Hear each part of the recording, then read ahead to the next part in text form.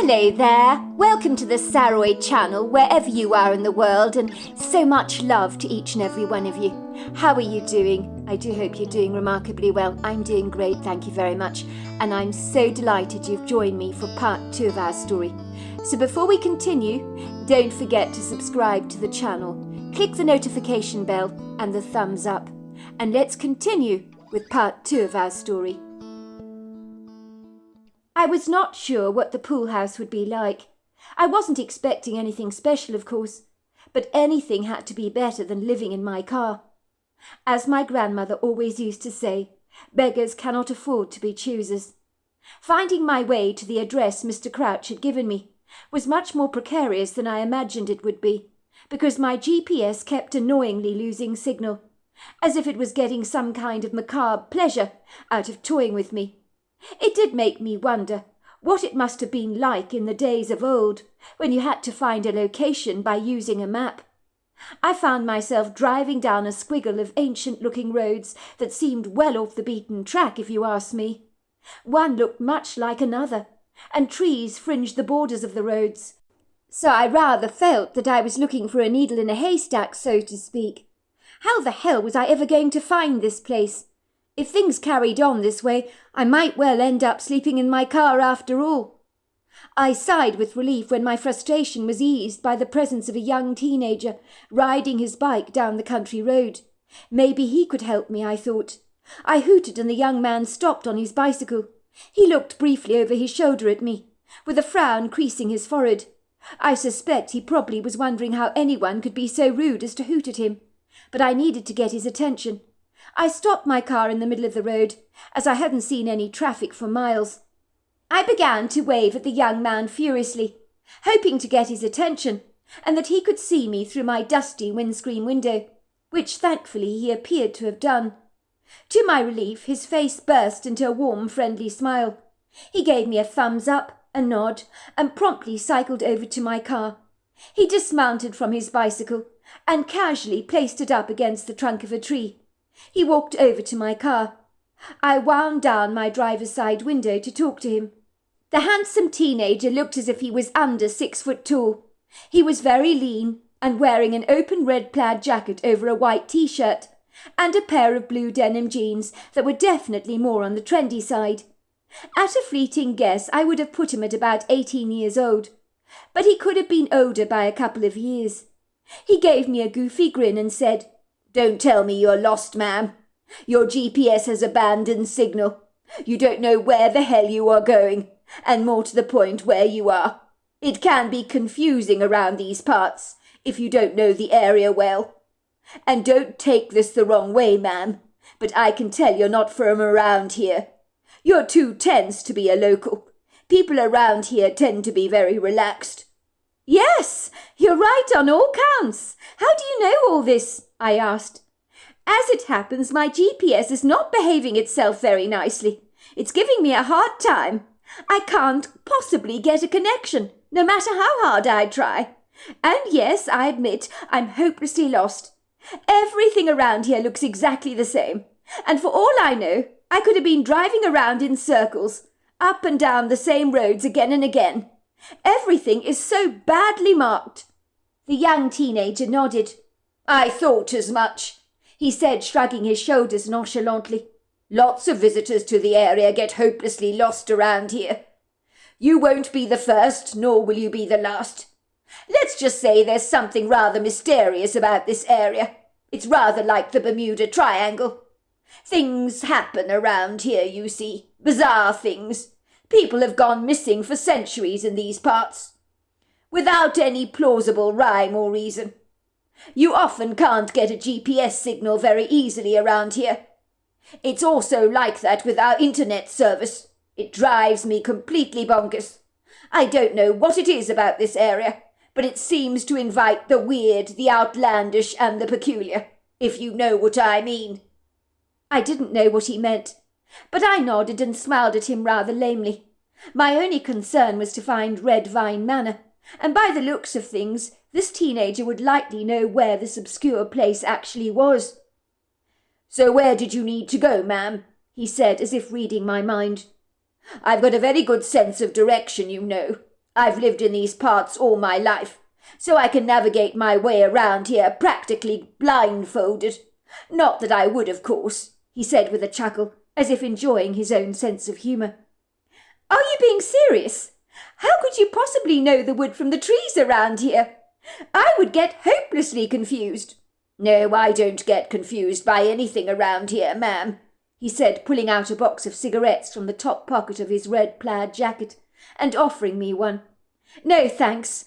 I don't smoke," I said. "Mind if I do?" he asked me casually, with a kind of easy-going, placid attitude that suggested he had all day to tell me how to get to Red Vine Manor. Were the country folk around here this laid back, I wondered? It would seem so. No wonder he thought I was tense. For someone as pent up as myself, from living a fast-paced lifestyle in Portland, I was not used to this carefree, nonchalant approach to things. My life was always about deadlines, punctuality, peppered with a plethora of stress. But out here, even the trees seemed calm and serene, as if everything around here, with the exception of myself, was almost in a meditational stance. "Of course not. You're welcome to smoke," I chuckled. "It's a free world, isn't it? But I really would appreciate your help in directing me to Red Vine Manor, if you don't mind." I had certainly hoped he would give me directions long ago, so that I'd be well on my way. But this man was clearly in no rush. "Of course," said the young teenager. "Where are you intending to go?" As he said this, he blew out circles of white smoke into the air. I watched in fascination as they dissipated. I'd never seen anyone do that so effectively before. "I want to go to a house called Red Vine Manor. You don't happen to know it, do you?" The young man's eyes lit up like a Christmas tree. His lips turned up into a big triumphant smile. "Are you kidding me? You want to go to Red Vine Manor? That's exactly where I'm going." "You are?" "Yes, I work for Mrs. Pearson. I'm a groom for their horses. I'm running a bit late this morning, I'm afraid. I do have a dreadful propensity in oversleeping. It drives my mother mad. If you follow my bicycle, ma'am, I'll lead you directly to Red Vine Manor. It's not visibly marked, so it's very easy to miss." The young man studied me curiously. "Do you mind me asking what your business is with the Pearsons? I know they've been looking for a cleaning lady. Are you the cleaning lady that they've probably hired? I know Mrs. Pearson mentioned something about advertising for a cleaner." "I don't have any business with the Pearsons, not really. I'm just going to be living in their pool house on their property. The owner of Red Vine Manor is a man called Mr. Crouch. I don't know if you know that, but he was my ex-landlord. He grew up at Red Vine Manor, and when his dad died, he inherited the property, which he refuses to sell, because of the nostalgic feelings he has towards the place. The Pearsons rent the property from him. He made a few phone calls on my behalf, as I have nowhere to live at the current moment. I understand the pool house is not occupied, so I was very grateful the Pearsons have agreed to let me live there. I badly need a roof over my head, you see, or I'll be sleeping in my car for the foreseeable future." The young man whistled. "You're going to live at the pool house on the Pearsons' property?" he repeated, with a stupefied look on his face. "Rather you than me, that's all I'm saying, ma'am." "What?" I asked, raising a brow. "Is it run down or something? Well, I can cope with a little dilapidation, as long as the roof isn't leaking. I can't abide a leaking roof. I mean, in my situation, I can't afford to be fussy, as I'm pretty much homeless, so to speak." The young man was unsettlingly quiet for a brief moment. I watched as his back straightened. I was sure his jaw was clenching. "It's not that, ma'am," he said rather reluctantly. "No one goes to the pool house, so it is currently unoccupied. The Pearsons don't swim, you see. But then I expect Mr. Crouch told you as much." "That's right. That's what I gathered," I said. "Mr. Crouch felt the Pearsons didn't use the place, so that I could take advantage of it. Is there a problem or something?" For a moment the young man looked rather like a deer caught in headlights. It seemed my question had unravelled him a little. He became rather guarded, and then he said in a muted tone of voice, "Remember what I was saying about GPS signals and the internet connections around here? The weird things that tend to happen in these parts." "Oh, you mean I won't get an internet connection when I'm at the pool house? In truth, that's the least of my concerns. I'm not worried about that at all." No, it's not that, said the teenager. It's true. You'll be unlikely to get good signals from the pool house. But that's not the problem. I would just advise you to be very careful, ma'am. That's all I'm saying. And when I say careful, you have been warned. Careful? What about? I asked, looking perturbed. Why would I need to be careful? I think you better explain yourself. You're freaking me out a little talking like this. Should I be worried about moving into the pool house? Is that what you're saying? It's not the pool house that's the problem, ma'am. It's the location. The pool house is situated at the end of the Red Vine property, opposite the Gremlin's Woods. That's where the problem actually lies. The Gremlin's Woods, I said, raising a brow. That's a weird name. It's a kind of creepy name, don't you think? Everything's creepy about the Gremlin's Woods. It's my guess it got the name from the original owners, for being less than auspicious, so to speak. Many people believe in these parts that some of the woods around here are haunted, but the Gremlin's Woods is the very worst of them all. It's the most formidable place. There are stories all about the Gremlin's Woods. My dad told me that they go back for generations. 2 sisters in the 1800s went into the Gremlin's Woods. They were never ever seen again, disappearing into plain sight.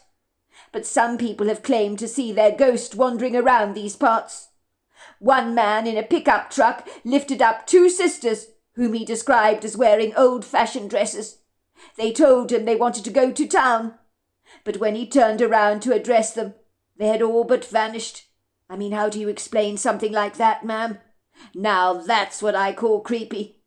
The poor man was so freaked out, he literally hightailed it home, wondering what the hell it was that he'd seen.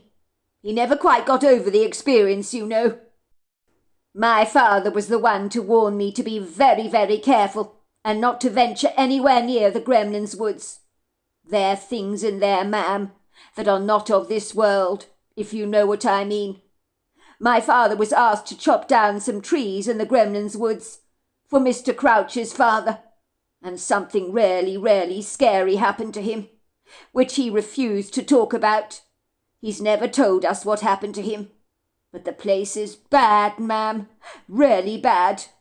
Make sure you don't go venturing into those woods, or you might never ever be seen again, and I don't say that lightly. Even when you look at the woods from a distance, you can feel the evil. It shoots right through you like a cold chill. There's something in those woods, something fiercely dangerous. I know I'm not making this up. The danger is tangible. Mrs. Pearson's own horses won't go anywhere near the place. And you know what animals are like, ma'am. They can sense things that we don't. Was this young man really being serious, I wondered? He didn't appear to be pulling my leg. I stared at him incredulously. This time I was the one to own a pair of rather bewildered wide eyes. Did this, by all accounts, seemingly perfectly sane 18-year-old genuinely believe all the baloney he was spouting, all the weird stories his father had so obviously made up? I studied him closer, feeling rather intrigued. He was a nice-looking 18-year-old, with a splattering of freckles on his very refined-looking nose.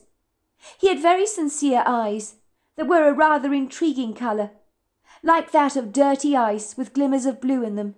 They were lovely eyes. The young man had stopped smoking. He shook his flaxen blonde hair, that tumbled messily over his face, in a short curtain. He threw his cigarette onto the ground, stamping it out friskily with his leather boot. The expression on his face seemed genuinely concerned, that any preconceived thoughts that this might have been a joke or a wind-up of some kind simply dissipated. Was it possible in this day and age, when we're supposed to be a whole lot less superstitious, that stories from generations going back for centuries could make people fall victim to their fictitious rumours? By the looks of things, this young man was very definitely a believer in all things that go bump in the night. Thank God I wasn't so susceptible to tall stories like this, or I really would be in trouble. Ostensibly, the current rather meagre state of my depressing finances had always deprived me of a good night's sleep, and I didn't want it to continue that way. and adding superstition to their heartless ingredients would almost certainly encourage even more restlessness on my part, so that I'd wake up in the morning feeling flatter than a flopped sponge cake. And there would be unlikely to be a single raising agent in the entire world to lift me out of my oppression if that were the case. I chuckled, unable to suppress the laughter that spontaneously tumbled out of my lips.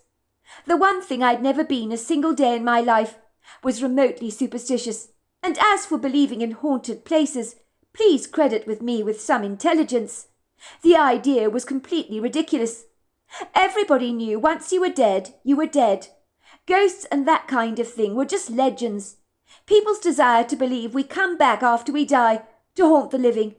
The idea was ludicrously insane as far as I was concerned.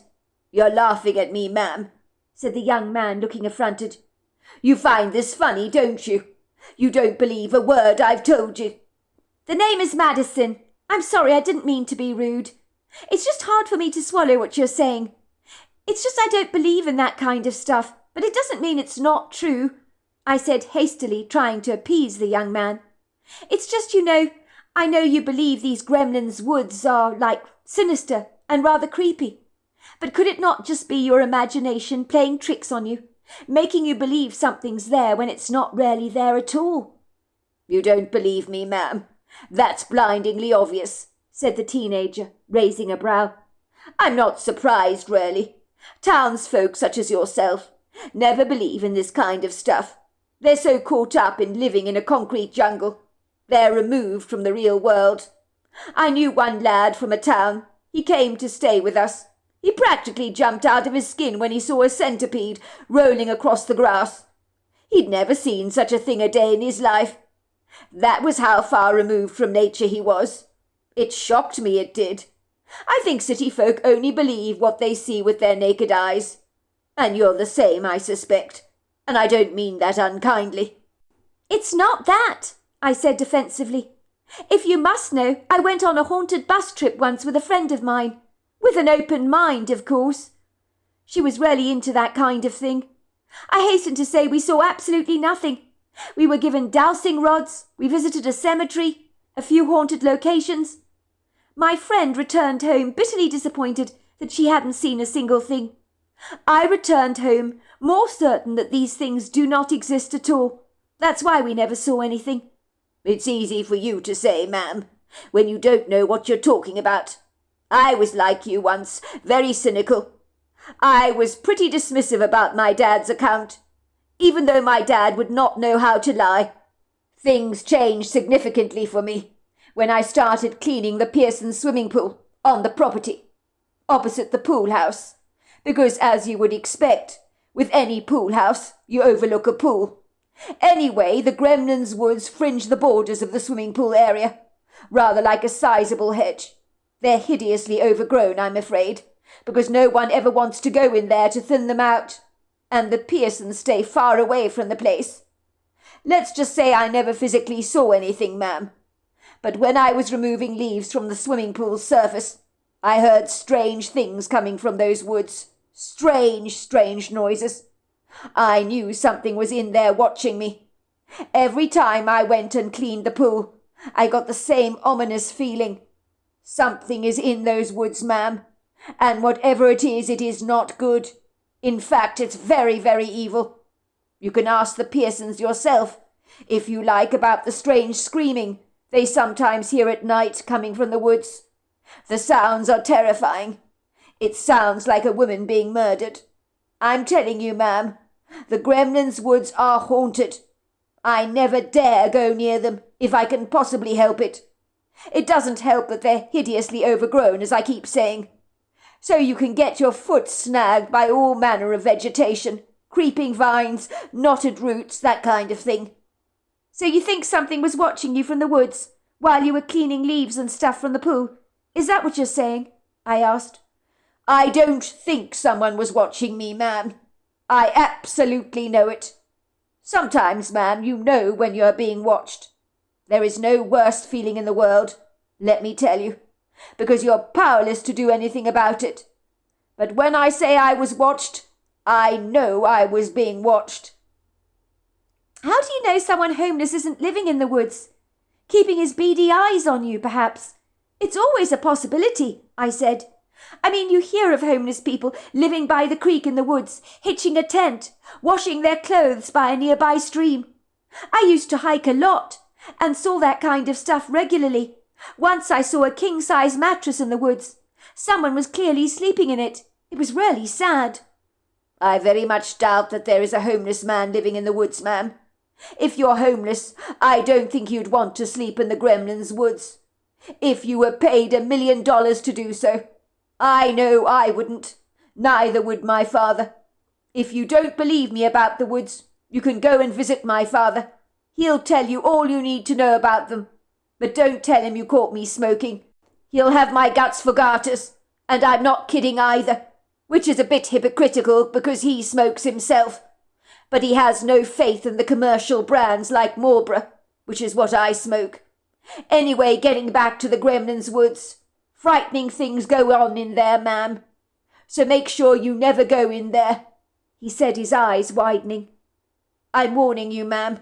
Those woods are considered haunted, and it's not for nothing. I have to summon up the courage to go to the pool house myself during the day, to keep the pool clean when I do it.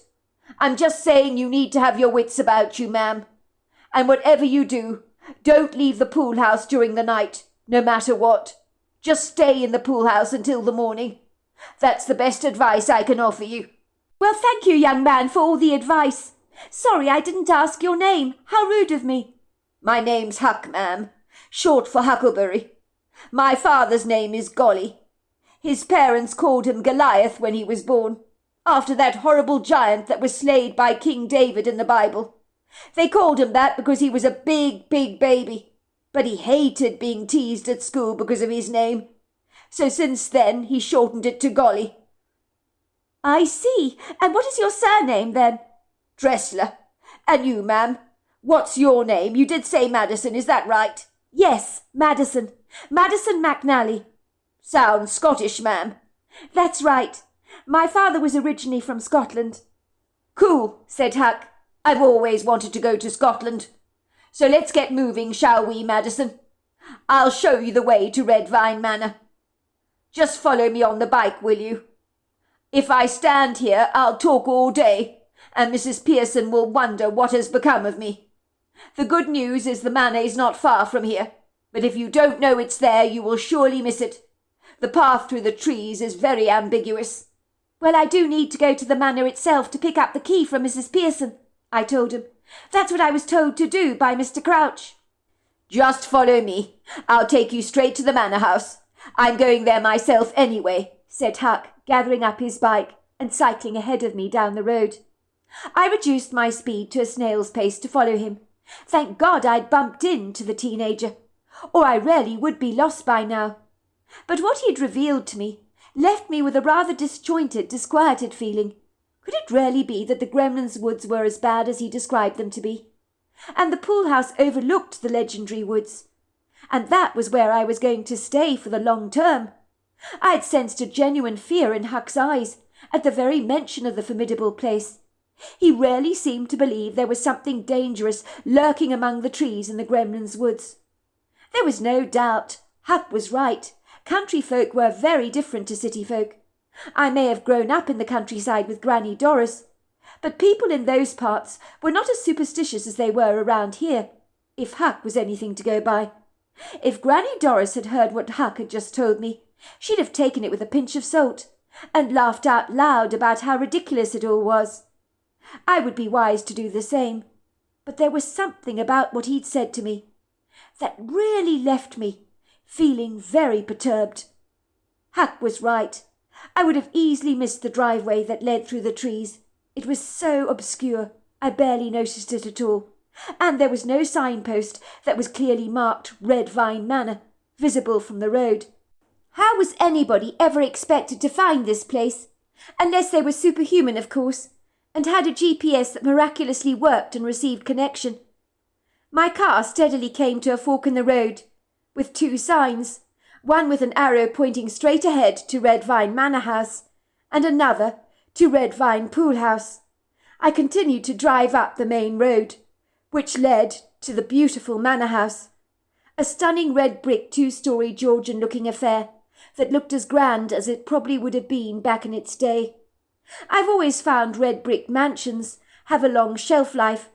Let's just say you can't go wrong with the ageless charm of classic architecture, as it seemingly never dates. A grandiose arched doorway framed the electric blue front door, and it immediately captured my attention. If I owned a property like Mr. Crouch did, I'd also never want to sell the place. It was absolutely charming, and the prepossessing yard, with its green, perfectly manicured grass, pretty beds of roses and perennials, neatly trimmed hedges, and terracotta pots tumbling over with pink and red blossoming geraniums, complemented by charming cascades of blue and white lobelia, was a delight to behold. What was there not to like about this beautiful place? There was another arrow with a sign that read Red Vine Stables. I guess that was where Huck spent most of his day, if he was a groom. On the right-hand side of the house I could see a wooden fenced enclosure, stretching out over a wide, sizable distance that boasted an extensive area of pristine pasture, where I happily observed several stunning-looking horses, some that were thoroughbreds, frolicking around, with chestnut coats glistening in the morning sun. What a fabulously beautiful day it was! I barely noticed it in my haste to find this place. Huck was parking his bicycle against a tall oak tree that stood proudly against the left-hand side of the house, casting shaded shadows over the red-bricked walls. He marched over towards me with a big smile on his face. "We're here," he said to me.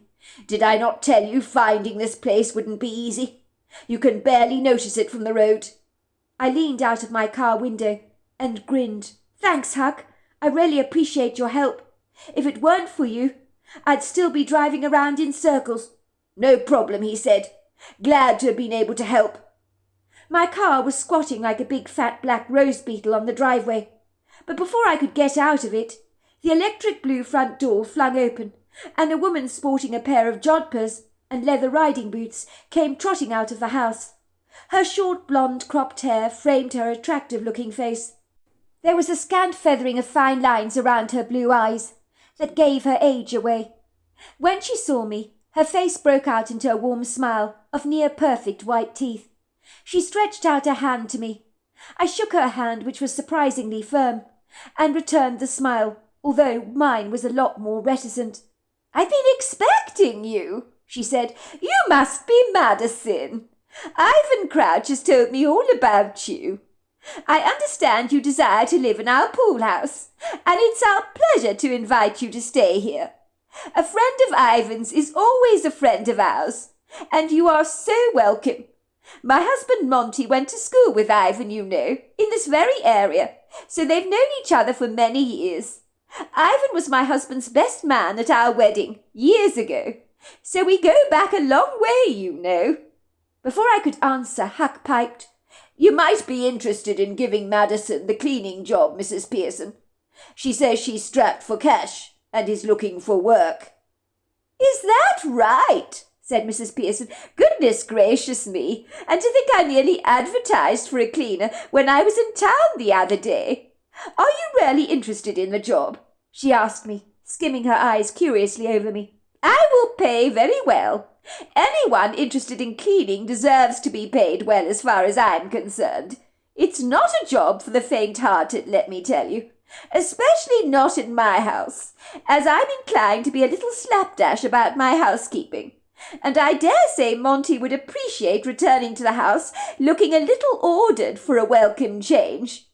I have to say, to all intensive purposes, if you're living here on the Red Vine estate, Madison, and took up the cleaning job here at the house, it would make things significantly easier for me. Are you really interested in a cleaning job?" she asked rather gingerly, as if she couldn't believe that was possible.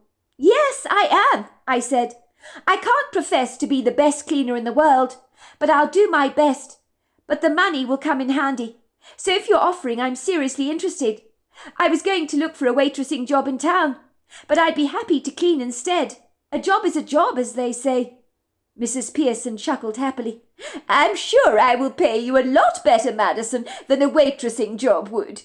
Whatever you do in terms of cleaning will be a lot better than myself. You can ask Huck. I spend all day with the horses, and cleaning is something I avoid doing whenever possible. So you will do very nicely helping me around the house. Monty is always complaining that I'm no domestic goddess. He thinks I spend far too much time with our horses. I dare say he would thoroughly enjoy to return to the home one day to find the dishes in the kitchen sink have actually been washed. Where is your husband? I asked curiously. Oh, Monty. He's an attorney. He works in town. And while he's out and about, I spend most of my time with my horses and with Huck over here. He helps me take care of them. He's our groom. It's a full-time job, believe me. Isn't it, Huck? Horses are hard work, that's for sure, but I love them and would never be without them. It sure is hard work, but I love it as well. Now you come in, Madison. Have some coffee with me. I'll give you the keys to the pool house, and you can get yourself all nicely settled in. You're welcome to start your cleaning job whenever you like. That's entirely up to you. But consider yourself hired. You can decide your own schedule and how many days you would like to work. You could work here every day or a few days. It's up to you. Around here, I'm very laid back and carefree. I believe in living a stress-free life, and I highly recommend it. Thank you, Mrs. Pearson. I appreciate everything you're doing, and especially for letting me stay at the pool house. You have no idea how grateful I am. Oh, goodness gracious, don't call me Mrs. Pearson, Madison. That makes me feel very old. Just call me Frances, she said, waving her arm dismissively. To tell you the truth, I'm very grateful someone will be using the pool house. It's such a waste to have a contained flatlet like that nobody is using. But me and my husband Monty don't swim, you see, so the pool house is wasted on us. We're not the sort of people to enjoy pool parties like some folk do. Barbecues, yes, but I have those out here on the porch, not a long distance away from the house. So it's easy access from the kitchen, if you know what I mean. I settled down at the pool house on the Red Vine estate very seamlessly. I began working for the Pearsons and helping Frances with all the cooking and cleaning. Pretty soon I became indispensable in their lives, even if I say so myself. It really felt marvellously good to be so needed, and I dare say Mrs. Pearson became a maternal figure in my life. I found with her that I could open up about anything, and she was not offended by anything I said, unlike some people I've met over the years, who feign shock when you dare say anything politically incorrect. Mrs. Pearson insisted I called her Frances. She was the untidy person she had described, but in a funny kind of way her nonchalant insouciance towards housework I found endearing. The house wasn't dirty, so to speak, just rather chaotic.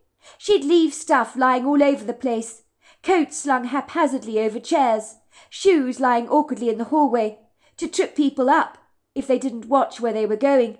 And all manner of dirty pots and pans were left marinating in the kitchen sink, soaking in soapy water that had long since turned cold, that Frances seemed to think would magically wash themselves.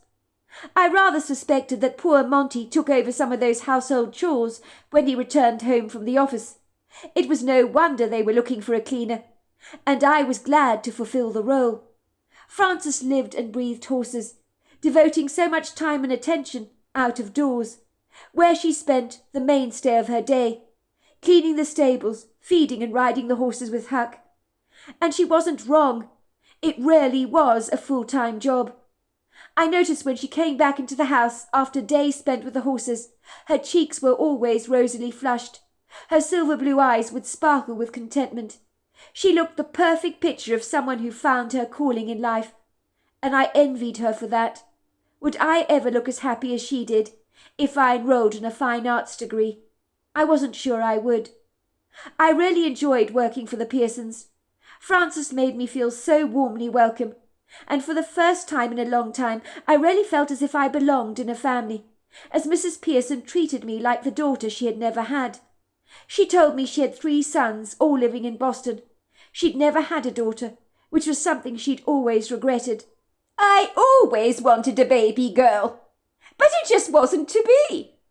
I had 3 boys, one after the other, And by the time I'd had the third boy, I was so exhausted. Monty wanted me to try for another baby, but I completely refused. He has no idea how dreadful it was to be pregnant. That was quite enough for me. And, of course, we decided that was it. 3 was enough.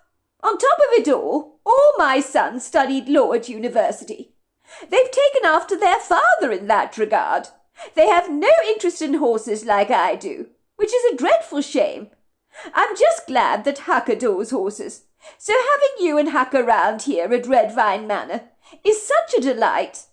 You both help me manage the place so well while my husband is out working. It really is a dream come true.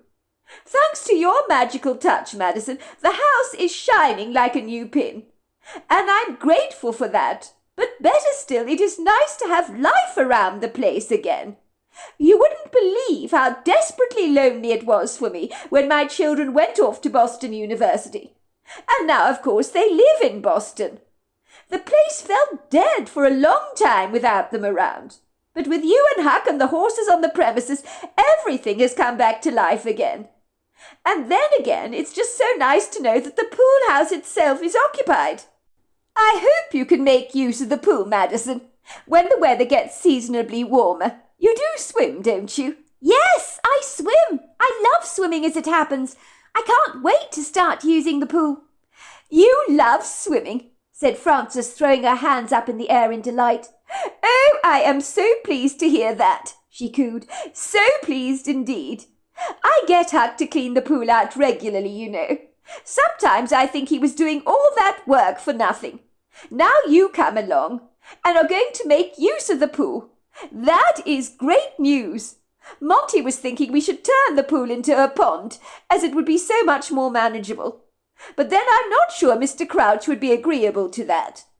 I think my husband fancied having a few koi carp around. I'm sure Huck doesn't like cleaning the swimming pool for some reason. Maybe he thinks it's a complete waste of time, throwing chlorine into the water and removing leaves from its surfaces when no one is using the pool. But now he's got nothing to complain about, has he? In winter we keep the pool covered with that plastic pool cover. But now spring is here, the covers have been removed, so hopefully you'll be swimming shortly. Did Huck tell you the real reason why he doesn't like cleaning the pool out? I asked Frances rather coyly. Well, I can't blame him, can you? I assume it's because no one has been using the pool, said Frances matter-of-factly. I would be rather begrudging myself about cleaning out something, for no good reason at all, wouldn't you? Keeping the pool clean is a full-time job. And it's purely cosmetic, with no one to enjoy it. It's not that, I told Frances. Huck tells me there's something sinister in the woods, watching him while he cleans the pool. He says he knows something dangerous and horrible and evil is there. He says it creeps him out. I could see there was genuine fear in his eyes. He told you that? Said Frances, looking bewildered. Well, I never. So there we are. That is the end of part 2. Part 3 is tomorrow night, and boy, is the story getting interesting. I think something's going to happen around that pool house. I'm sure you agree with that. Until next time, goodbye and good night.